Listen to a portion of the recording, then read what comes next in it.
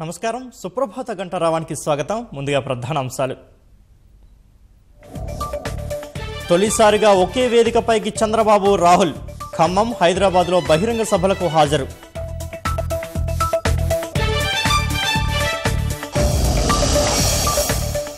నిజామాబాద్ ఉమ్మడి మెదక్ జిల్లాలో కేసీఆర్ పర్యటన. 7 చోట్ల ప్రజా ఆశీర్వాద సభలకు గులాబీ దళపతి.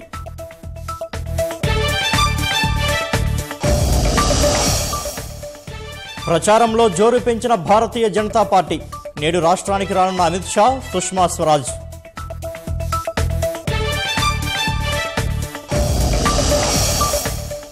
అభివృద్ధి కాదు అవినీతిని అరికట్టండి.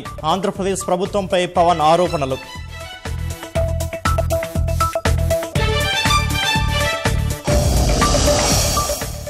శరవేగంగా ఏపీ శాశ్వత సచివాలయం పనులు. రాఫ్ట్ మోడల్లో భవనాల పునాది నిర్మాణం.